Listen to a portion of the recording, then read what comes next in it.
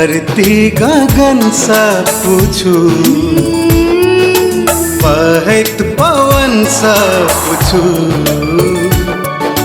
दिल के धड़कन सा पूछू,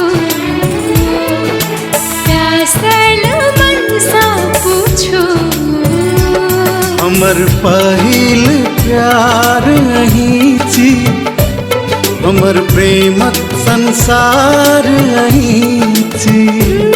हमर पहिल प्यार अहीं छी, हमर प्रेमक संसार अहीं छी। धरती गगन सा पूछू,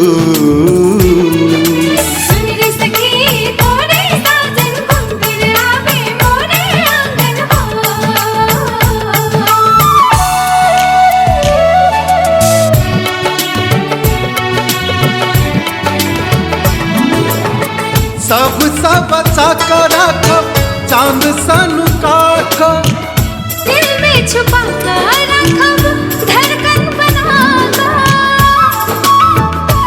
ओ सब बचा कर रखब, चांद सन काटब, दिल में छुपा कर रखब, धड़कन बनाकर।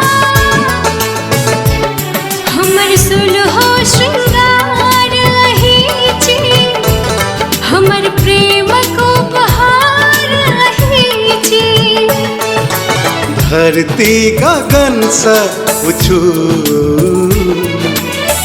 मेरे सखी तोरे साजन कुंवर आवे मोरे आंगन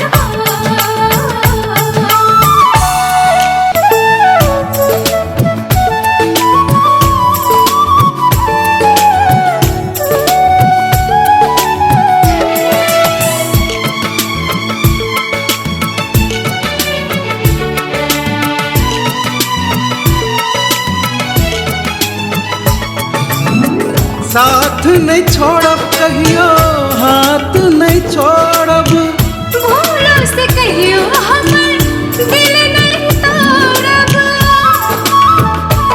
ओ साथ नहीं छोड़ब कहियो, हाथ नहीं छोड़ब, भूलों से कहियो हमर दिल नहीं तोड़ब। केलो दिल सा स्वीकार अहीं के, जुड़ल जिंदगी के तार अहीं से। धरती गगन सा पूछू, बहत पवन सा पूछू, दिल के धड़कन सा पूछू, प्यासल मन सा पूछू, हमर पहिल प्यार अहीं छी, हमर प्रेमक संसार अहीं छी। हमर पहिल प्यार अहीं छी, हमर प्रेमक संसार अहीं छी। धरती गगन सा पूछू,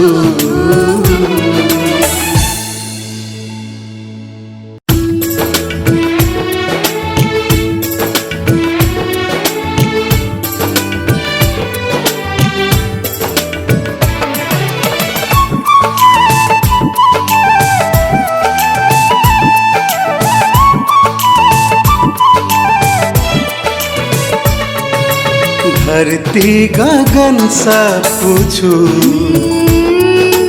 बहत पवन सा पूछू, दिल के धड़कन सा पूछू, प्यासल मन सा पूछू, हमर पहिल प्यार अहीं छी, हमर प्रेमक संसार अहीं छी। हमर पहिल प्यार अहीं छी, हमर प्रेमक संसार अहीं छी। धरती गगन सा पूछू,